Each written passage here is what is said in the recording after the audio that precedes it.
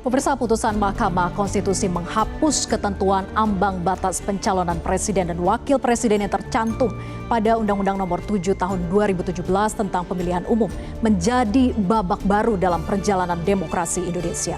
Menggunakan ambang batas pengusulan pasangan calon presiden berdasarkan persentase perolehan suara atau kursi di DPR dianggap MK memaksakan logika sistem parlementer dalam praktik sistem presidensial.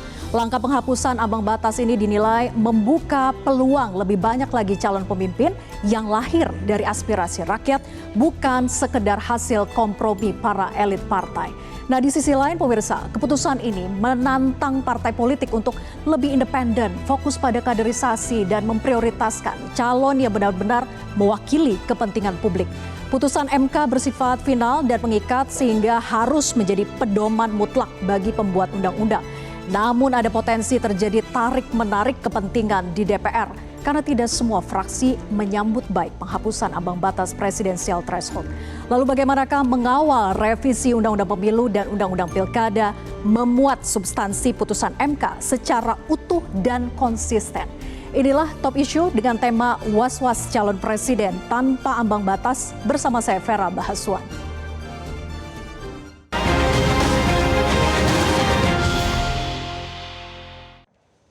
Dan sudah hadir narasumber di studio Metro TV. Di sebelah kanan saya ada Presiden Partai Buruh Said Iqbal. Selamat malam. Selamat malam Mbak Vera. Kemudian Waalaikumsalam. Kemudian ada Sekjen Partai Golkar Sarmuji. Selamat malam. Selamat malam Mbak Vera. Kemudian juru bicara Partai Demokrat Herzaki Mahendra. Selamat malam Pak Herzaki. Kemudian di sebelah kiri saya ini ada dosen pemilu FHUI Titi Anggraini. Selamat malam Mbak Titi. Malam Mbak Vera. Serta ada pakar hukum tata negara Margarito Kamis. Selamat malam. Margarito. Malam. Terima kasih semuanya sudah hadir di Metro TV. Dan mengawali, kami ingin mengucapkan selamat dulu kepada Mbak Titi dan kawan-kawan seperjuangan karena sudah 7 tahun lebih ya Mbak untuk mengajukan judicial review dan akhirnya dikabulkan oleh MK. Ambang batas pun dihapuskan. Nah, saya ingin mengutip sedikit pernyataan dari Mbak Titi di Harian Media Indonesia mengatakan bahwa ya ini di luar dari bayangan dan juga perkiraan karena MK seprogresif itu setelah 30 kali mementahkan gitu ya perjuangan untuk mengajukan judicial review terkait penghapusan ambang batas presidensial threshold ini. Pertanyaannya Mbak Titi, apa sebetulnya yang menggoyahkan iman MK sampai akhirnya mengubah pendirian? Iya, ini kan tidak terlepas dari dinamika pemilu dan pilkada terakhir. Kalau argumentasi terkait dengan aspek konstitusionalitas, saya kira hampir semua yang disampaikan MK dalam putusan 62 itu pernah didalilkan oleh para pemohon sebelum MK mengabulkan melalui putusan 62. Jadi soal original intent, soal perspektif sistem presidensialisme, bayang-bayang parlementer dengan penggunaan persentase suara dan kursi, serta pertentangan dengan prinsip kedaulatan rakyat dan juga pasal 6A yang memberikan hak kepada setiap partai politik peserta pemilu baik sendiri-sendiri atau bergabung dengan partai lain untuk mencalonkan presiden dan wakil presiden, itu semua sudah ada di dalam permohonan-permohonan yang masuk dan ditolak oleh MK sebelum putusan di perkara 62. Yang membedakan adalah MK itu menilai bagaimana ambang batas yang disebut dalam putusan terdahulu sebagai kewenangan hukum pembentuk undang-undang, apakah dia melanggar prinsip-prinsip yang digariskan MK soal legal policy atau kewenangan hukum yang tidak boleh bertentangan dengan moralitas, rasionalitas, dan tidak boleh mengandung ketidakadilan yang intolerable, tidak boleh melanggar hak politik, dan bertentangan dengan kedaulatan rakyat. Akhirnya apa yang mengubah? Nah, yang mengubah itu ternyata MK mendapati ada kecenderungan dari Pilpres dan diperkuat oleh fenomena pilkada untuk mendorong hanya ada 2 calon yang kemudian berdampak pada polarisasi dan fenomena pilkada calon tunggal atau pilkada kota kosong di penyelenggaraan pilkada kita yang terakhir. Situasi itu kira-kira kata MK, kalau dibiarkan terus Pilpres bisa-bisa calon tunggal. Dan sama itu, seperti pilkada. Betul, dan itu bisa mengancam keutuhan kita di dalam berbangsa dan bernegara. Dan juga itu menimbulkan ketidakadilan karena partai-partai baru yang tidak punya kursi, tidak punya suara, jadi terhambat padahal statusnya sebagai peserta pemilu, jadi tidak bisa mencalonkan. Selain juga soal rasionalitas, praktik ambang batas pencalonan presiden itu tidak ditemukan di dalam banyak negara dengan sistem presidensil, Amerika Latin, Amerika Serikat, dan lain sebagainya. Jadi singkat kata bahwa MK mendapati legal policy yang selama ini diberikan MK kepada pembentuk undang-undang, ternyata praktiknya tadi melanggar moralitas demokrasi, tidak rasional, dan kemudian mengandung ketidakadilan yang intolerable. Jadi ini memang momentum yang tepat bertemu dengan kegelisahan MK mencermati dinamika ketatanegaraan kita di beberapa pilpres dan pilkada terakhir. Nah, ini menarik karena akan menguntungkan tentunya bagi partai di non-parlemen. Saya ke Partai Buruh ya, Bang Iqbal. Ini apakah menjadi kado indah di awal tahun karena partai non-parlemen akhirnya juga bisa mengusulkan calon presiden dan wakil presiden? Betul sekali. Kita mengapresiasi dan berterima kasih, bravo Mahkamah Konstitusi ya. Partai Buruh itu reborn ya. Undang-undang pilkada kami gugat, menang. Yang revisi mau direvisi kan. Kemudian sehingga kota kosong bisa hilang. Makin sedikit lah. Yang kedua, Omnibus Law, Undang Cipta Kerja kita juga menang. Dan yang ketiga, walaupun kami tidak menggugat, tapi Mbak Titi, Bang Hadar, dan 4 mahasiswa. Tapi kami diminta oleh MK, Partai Buruh, memberikan keterangan tertulis tuh Mbak Titi, dan juga hadir di keterangan itu. Bahkan MK kalau nggak salah 13 kali menyebut Partai Buruh atas pandangan-pandangannya. Dan Partai Buruh bukan hanya 2024 aja memberikan pandangan tertulis dan hadir memberi keterangan. 2008 itu pertama kali Partai Buruh menggugat Profesor Dr. Mokhtar Pakpahan almarhum dengan disahkannya 2003. Jadi merasa terdiskriminasi ya? Sangat terdiskriminasi. Saya kebetulan kan ILO governing body. Saya keliling dunia dan banyak jadi pembicara di dunia ya. Tidak ada itu presidensial threshold yang disampaikan Mbak Titi. Cuma saya waktu itu serikat buruh. Nah 2008 kita gugat, kalah. 2023 kita gugat lagi. Tapi alhamdulillah 2024 memang sudah jalannya. Jadi 50 kali Mbak Titi. Kalau dari 2003, 2003 itu 50 kali gugatnya. Inilah satu-satunya undang-undang yang paling banyak digugat di luar Undang-Undang Nomor 13 tahun 2003. Jadi udah acak-acak sebenarnya undang-undang. Nah dengan demikian kami mengapresiasi dan kami jadi confident. Macron dengan tanpa presidensial threshold kan Republikan dia kan sistem bisa menang kok, partainya kecil ya di Timor Leste berapa sih pemilih, paling puluhan juta kalau saya nggak salah, tapi 16 calon perdana menteri bisa bertarung, jadi kita nggak usah khawatir, jangan over ekspektasi terhadap rakyat yang bisa terpecah-pecah, terfragmentasi, rakyat tidak siap, tidak ada. 1955, 1999 kan membuktikan pemilu terbaik saat itu, terdemokratis walaupun multi partai, dan 2004 kan kita juga 5 calon presiden, jadi nggak usah khawatir tentang itu. Bayangkan ya, kami sangat bergembira seorang buruh pabrik atau petani bisa jadi calon presiden. Partai Buruh, andaikan nanti lolos Permin Perwak, kami memang mempersiapkan diri calon presiden, calon wakil presiden dari buruh, seorang buruh pabrik. Dan seorang petani kita siapkan. Dan itu yang terjadi di Brazil kan. Lula da Silva kan buruh pabrik Volkswagen, mobil.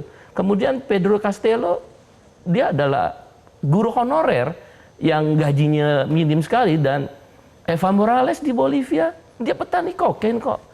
Nah, dengan demikian Indonesia akan memiliki satu babak baru yang tidak kalah dengan tadi disebut Amerika Latin, benchmarking kita.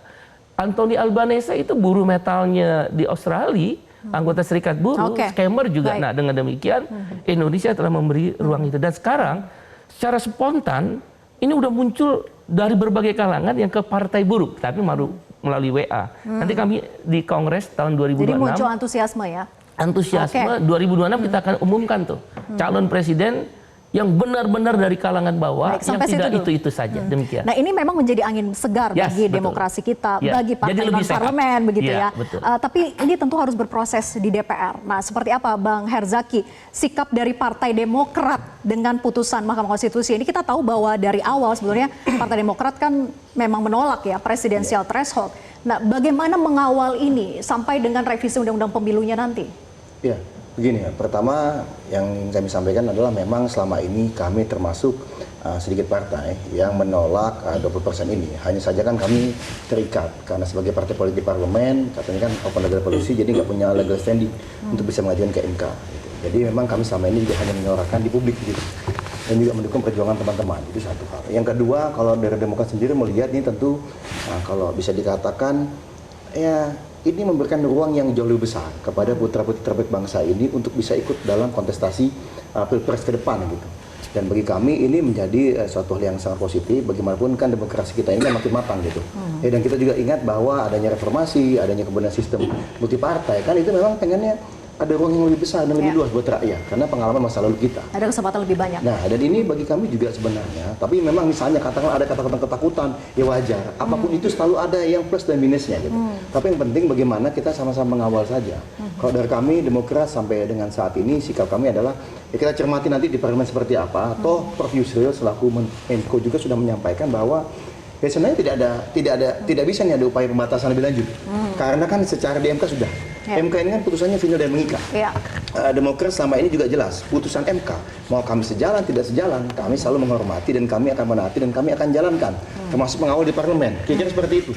Nah, ya inilah yang akan kami lakukan juga dengan putusan kali ini. Bukan hanya mentang-mentang ini selaras dan sejalan dengan selama ini yang kami perjuangkan lalu kemudian kami setuju. Enggak. Ada kok keputusan-keputusan MK yang menurut kami wow gitu kan. Tapi ya kami hormati karena ini adalah negara hukum gitu. Nah, di parlemen dinamikanya ya kita lihat ada 8 partai. Ada 8 partai, ya tentunya tergantung sedikit banyak ya dari abang saya di sebelah kiri ini. Makanya saya gitu, mau lempar ke Bang Sarmuji nih. Bang Sarmuji gimana kalau Golkar itu menyambut baik atau keberatan? Tadi termasuk ada juga yang ketakutan katanya. Kita netral saja ya, semua keputusan Jadi MK. tidak ada sikap resmi setuju atau tidak setuju, Kita keberatan. tidak dalam posisi setuju atau tidak setuju karena sudah putusan final, MK mengikat. itu final dan mengikat. Ya. Jadi kita jalankan saja. Tetapi MK kan juga memberikan rekomendasi supaya melakukan rekayasa konstitusional. Yang tujuan rekayasa konstitusional itu kata MK ini supaya tidak muncul terlalu banyak calon. Ya. Nah, itu kan sesuatu yang sebenarnya, mohon maaf, kalau kita cermati lagi agak kontradiktif sebenarnya. Karena tujuan presidensial threshold itu yang melakukan rekayasa konstitusional supaya sistem presidensial itu bisa berjalan secara efektif, supaya mendorong partai-partai itu untuk berkoalisi sejak awal dan kemudian tidak muncul calon yang sangat banyak. Kalau besok, jadi justru presidensial threshold itu ada rekayasa konstitusional. Sebenarnya maksud awalnya itu rekayasa konstitusional dan dalam 27 putusan MK, sebenarnya pandangan MK dan pembuat undang-undang kan sama sebenarnya, bahwa presidensial threshold itu memang dimaksudkan supaya sistem presidensial itu bisa berlangsung secara lebih efektif. Kalau enggak nanti bisa kita bayangkan, ya ini enggak apa-apa, ini bukan sesuatu yang menolak atau setuju tidak setuju, tetapi memang akan banyak implikasi-implikasi yang akan terjadi. Salah satu contohnya, sangat mungkin nanti presiden terpilih itu berasal dari partai yang tidak memiliki kursi di parlemen. Nah itu satu. Yang kedua, selain itu bisa kita bayangkan juga bahwa koalisi yang ada di pemerintahan sekarang pun itu akan mengalami dinamika yang cukup kuat, bahkan tidak sampai menjelang pemilu atau pilpres. Di tengah-tengah pemilu atau pilpres itu pasti akan memunculkan dinamika-dinamika. Dinamika ini dari fraksi di DPR? Dari partai-partai, tetapi kita menyadari begini.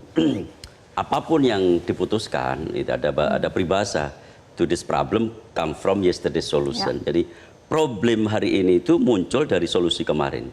Jadi kalau sekarang kita sudah membayangkan problem-problemnya pasca keputusan MK, justru problem-problemnya itu yang harus diantisipasi.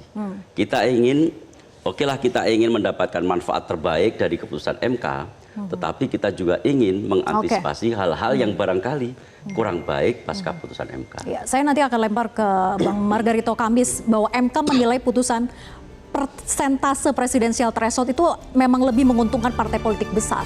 Nah, tadi kita dengar ya dari Bang Sarmuji gitu bahwa rekayasa konstitusional itu ya adalah presidensial threshold. Tapi dijawab nanti usai jeda. Tetap bersama kami di Top Issue. Jelajahi cara baru mendapatkan informasi. Download Metro TV Extend sekarang.